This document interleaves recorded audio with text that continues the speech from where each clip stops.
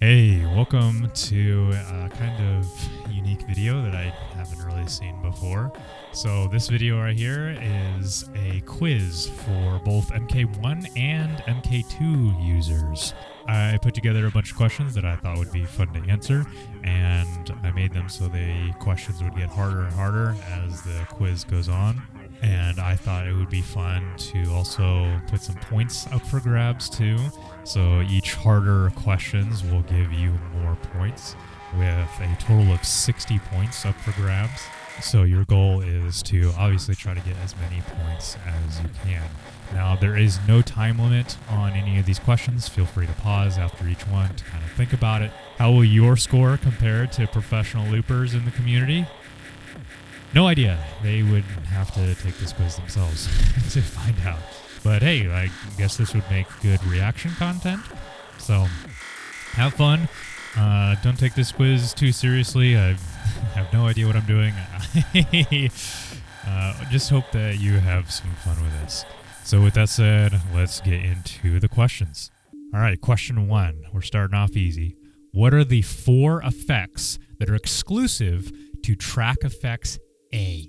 There should be 4 of them. What are all 4 of the effects that are only available on Track Effects A? Question 2. How many buttons are on the MK2? There's quite a bit, a lot more than you would think. But how many buttons exactly are there on the MK2? Question 3 is another MK2 question.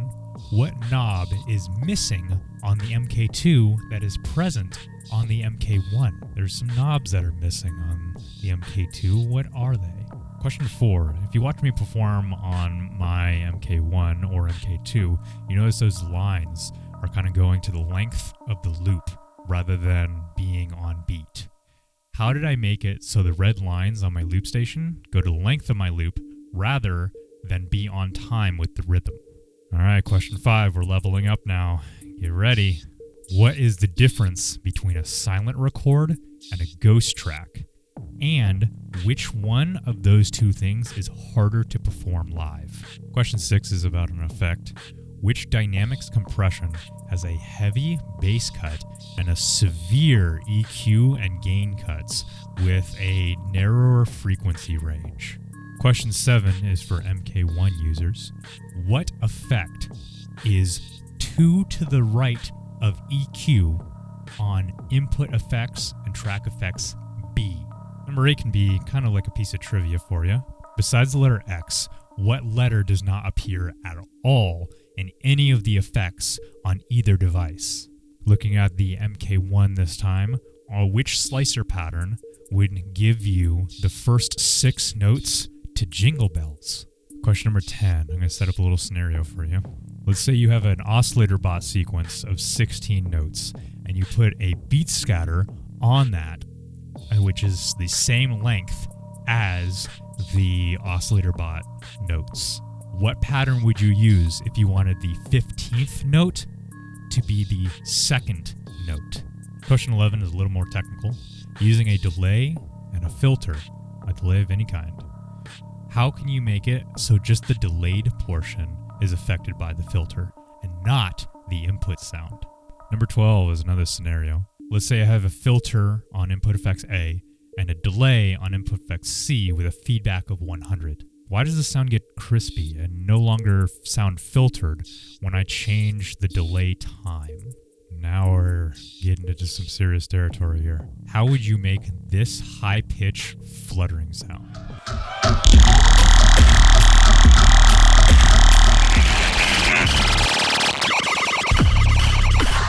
Question 14. This one's helpful if you have perfect pitch. What note does a granular delay time of 64 give you? See if you can figure it out without actually opening up your loop station and just thinking about it. Question 15. Kind of have to know a little bit of history to understand this quote. Why is the ring modulator called ring modulator? Question 16 is a limitation that the MK2 has. Why doesn't the granular delay have a sequencer on the MK2? All right, we're wrapping things up here. We're on the final level. Are you ready? 5 points each. Here we go. Besides the guitar to bass, name 5 effects that can give you a bass line. For every effect that you think of, you can give yourself 1 point up to 5 points. Number 18 is another hardware limitation question. Why can't you combine certain effects on input effect and track effects A with tape echo and granular delay on C, on the MK1? Question 19 is kind of a fun one to think about. How many unique live loops can you have recorded at one time on a single memory? There is more tracks than just the 5. So if that's the case, then how many tracks can you have on one memory at once? And I'll give you another hint too. The answer for MK1 users is going to be different than MK2 users. This reminds me of those questions about like the triangle with a bunch of triangles in between, or the square and a bunch of squares. Like, how many squares are in this picture? And you have to count like the big ones. That's what this reminds me of. Finally, the last question. You have to be into the community quite a bit to have an inkling of what the answer to this question is. What is the least used effect among loopers? And that's it. That is the last question. So get ready to tally up your scores and see how well you did. Get out a little note card and pencil and tally up your points. But in any case, let's check out what effects are exclusive to track effects A. So if we go all the way over, we have beat scatter, beat repeat, beat shift, and vinyl flick. These are the 4 that are unique to track effects A. Question 2. How many buttons are on the MK2? These are easy. They're only worth 1 point. But if you can do some math in your head, you can reasonably figure out how many buttons there are based on memory. So we can think in segments of 4. So we have 1, 2, 3, 4, 5, 6, 7, and then we have 8, 9, and then 10 sections of 4 buttons. 10 times 4 is 40. We have 41, 42, 43, 44, and 45. The answer is 45 buttons, unless you count the power button, which is 46. That's a tricky one. A lot more than I thought originally. Next easy question is, what knob is missing on the MK2 that is present on the MK1? Well, if we look at the MK1 here, we have 3 knobs right over here. We have 2 input knobs on here, an instrument one and a microphone one, and then our output. If we look at the MK2 though, we just have an output knob. We don't have any input knob controls. Question 4. How did I make it so the red lines on my loop station go to the length of my loop rather than be on time with the rhythm? This is actually a really common question that I see in a lot of YouTube videos of, hey, how are you making the red lines do that? Of whatever device you're using, MK1 or MK2, you're going to go to your indicator. Now, mine is on loop position, so the length of each one of these loops is what it's indicating. But you can have it on status. Now, status will have the red lines here like this, but if you notice, if we play them, they will all be equal. Number 5, these are now worth 2 points. This is a little bit harder. What is the difference between silent record and a ghost track, and which one is harder to perform? So a ghost track is when you record something with the track that you're recording on fader down. So this is fader up, fader up, fader up, and a ghost track would be fader down. So you can't hear what the result is of what you just made because it's fader down. It's fader down. Silent record is when you go into the system settings and you turn off your input line out to off. So then you won't be thing that is microphone at all. But what's really cool is that it still records what you put into it. As far as which one is harder, that would be the silent record, because with Ghost Track, you can still hear the input that you're putting into the microphone, whereas the silent record, you can't hear anything at all. You are completely blind, or deaf rather, to what you're putting into the loop. Next is about an effect. We have dynamics. I'm asking which dynamics compression has a heavy bass cut and severe EQ cuts with a narrower frequency range. Now, if you've watched my dynamics tutorial, you would know the answer to this already because we have a chart, a handy chart here that tells us all of the dynamics. And if we go to the very bottom here, phone box. On the MK1, what effect is 2 to the right of EQ on IFX B? If we go to input effects B or track effects B, because they're the exact same, and we go over to EQ, if we go over 2 to the right, 1, 2, we get the answer, which is pan. Question 8 is, again, kind of like a piece of trivia. Besides the letter X, what letter doesn't appear at all in any of the effects on either device? 2 letters don't appear at all. X, I gave you that one. But what other letter does not appear at all in any of the full names of these effects, not just the acronyms that these are giving? And the answer is the letter J. J does not appear at all in the names of any of these effects. This one's kind of a fun one. On the MK1, which slicer pattern would give you the first 6 notes to Jingle Bells? If you want to learn about the patterns on the MK1, you can check out this chart right here. This breaks down every single pattern on the MK1 and what each one does.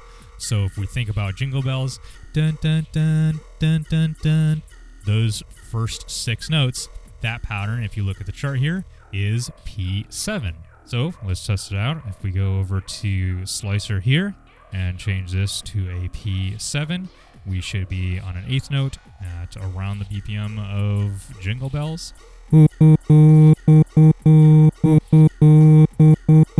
Da, da, da, da, da.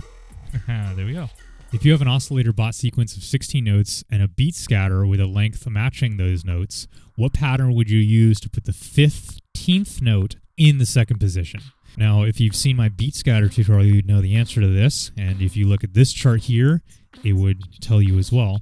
But even if you didn't have this chart, if you think about what each one of the beat scatter patterns do, you know it would definitely not be a P3 or a P4, which is just repeating the sequences over and over again.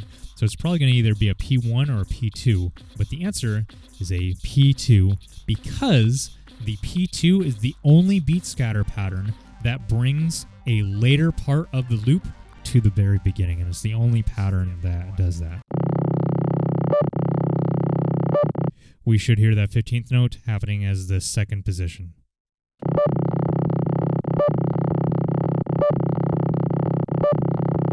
There we go. Question 11. Using a delay and a filter, how can you make it so only the delayed portion is filtered and not the input sound? So to understand this, you'd have to understand that the effects on here are all layered. And when the sound comes in, it comes in this direction. Now, recorded in track effects, it sounds exactly the same.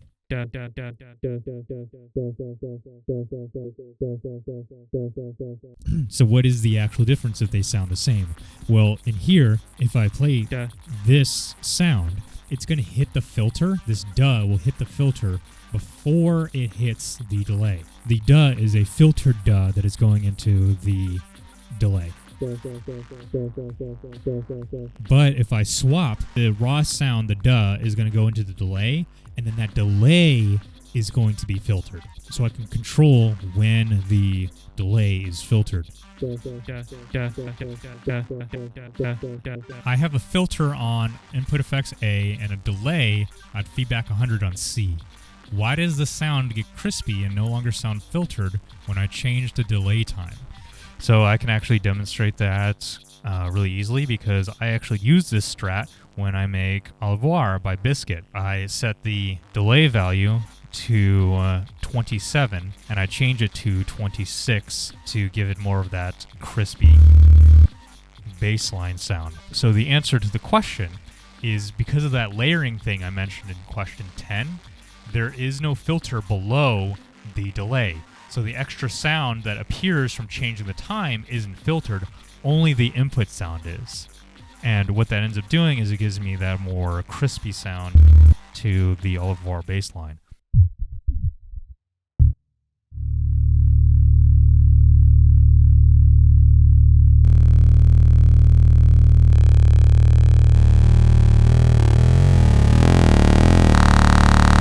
question 13. How the heck are they making these sounds?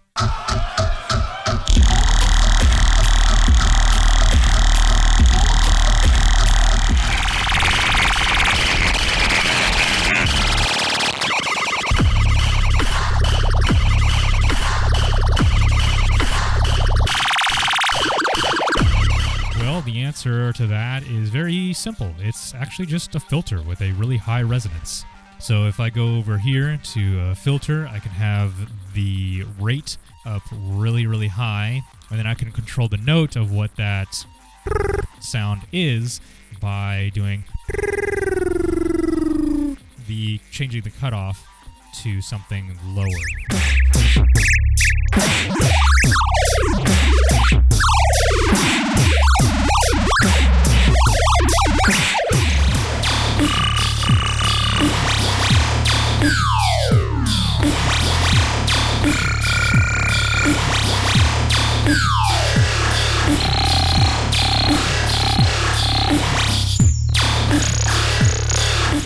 Question 14. What note does a granular delay time of 64 give you? Tell you what, I'll give you a hint, and if you can get it after this hint, you can take half points. You can take 2 points. What note? Let's say you don't have perfect pitch or can't tell what the note is. That's okay. All you have to know is what any note is at all, like any value. If you know, for example, what 50 is, you can actually solve this problem. All you have to know is that you just take whatever number and you add 12 until you get close to 64. Let's say, 50 is a G note. You just add 12 to that, which will put it at 62, which that'll also be a G note because, again, it's 12 notes apart. That's just an octave apart.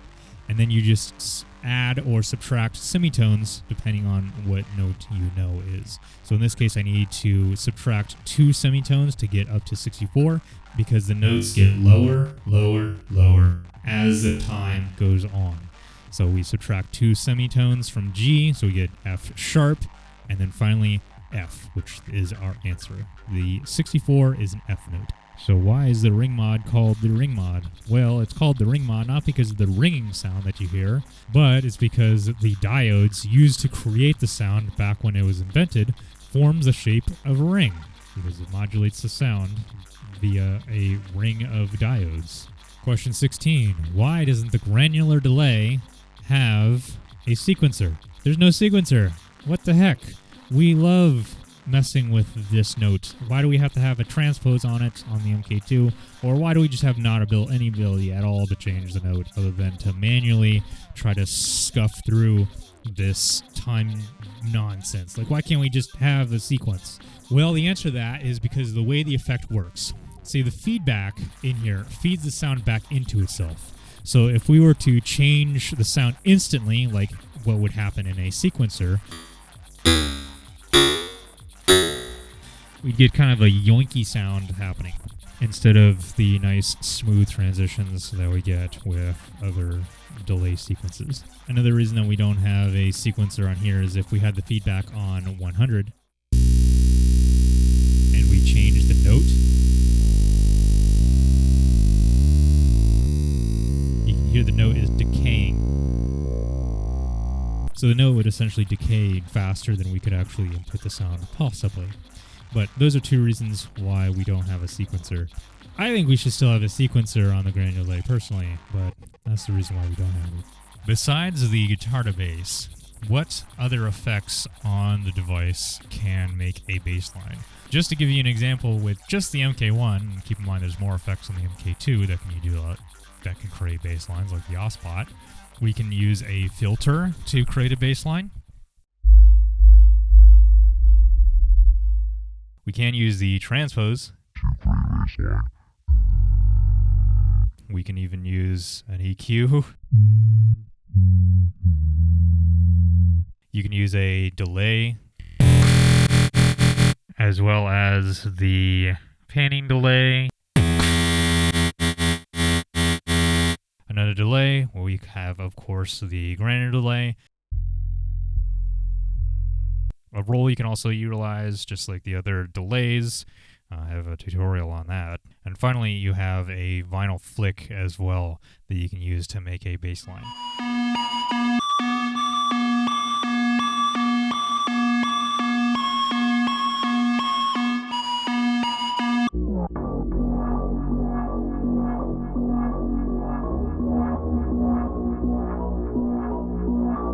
Number 18. Why can't you combine multiple effects on IFX and Track Effects A with tape echo and granular delay on the MK1? MK2, this is not a problem, but on the MK1, I cannot have these effects on. It won't do anything. So why is that? Well, the answer is there's a hardware limitation on the MK1. It would cause too much latency on the device and it would have too much of a delay to be practical. So you would make a noise and the time it takes for it to process what the output sound would be slow enough for you to notice and for it to be a problem. Second to last question, how many unique live loops can you have recorded at one time on a single memory? So my fear with this question is how the question can be interpreted. The answer I got for MK1 is 14 different tracks that you can have. And for the MK2, it's 4 more than that, which is 18. Let's break down what each one of these are. So you have tracks 1 through 5, of course. So now we have something recorded on each one of those. That's 5 already. Well, we can do another 5 by having undo, redo as some of the things. We have another layer for each one of those. So theoretically, you could do that with all 5 tracks and have 10 tracks. We can also have on input effects B and C, we could have a delay. So we can have this delay set for whatever time we want. And just like that, we have our own loop that we can do whatever we want with, and we can record it and not record it by having the effect off.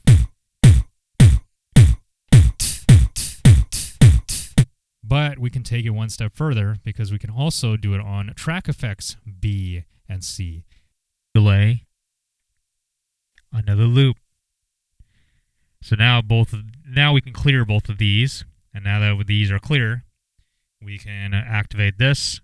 Delay, delay, delay, another loop, another loop, another loop, another loop, and we're going to record all new ideas here. The reason the MK2 has 4 more is because you can also put a delay on A as well as D. And finally, what is the least used effect among loopers? Well, your answer may vary, but from my experience and talking and learning many loop station tracks and seeing what effects people use in my years of being in the community, I have noticed the least used effect is the damn slow gear. Nobody cares about slow gear. It doesn't matter. Just, I don't know, we have faders, we have volume control. I have a whole tutorial on the slow gear if you want to learn different ideas that you can use it for and what the slow gear even does to begin with and what it's actually for. Slow gear is just not an effect that a lot of us utilize. Drop a comment below on tracks that you know use the slow gear. I'd be curious to see how many actually do. How'd you do? Leave a comment below and compare your score with the rest of the community. If it helps you feel any better, I wouldn't even gotten a 60 out of 60 myself if I was asked these questions. Were you able to figure out the answers without looking at the device or testing things out yourself? Which questions did you have to look up to find out? However you decided to play a game, I'm curious to know how well you did. And if this quiz was worth anything. This is kind of something I don't normally do, and so the quiz might have just sucked. And the questions that I asked were actually really bad questions. I'm not a quiz master, so... but hopefully you had a little bit of fun in answering some of the questions. In any case, thank you for playing along. This is just a random idea that I had, and I had a lot of fun making the quiz, so I hope you had a lot of fun doing the quiz. And maybe you learned something as well. If you want to learn more about this device and score higher next time, check out this playlist that I made that tells you all different kinds of tutorials and what each effect does and whatnot on the loop station. Thanks for watching.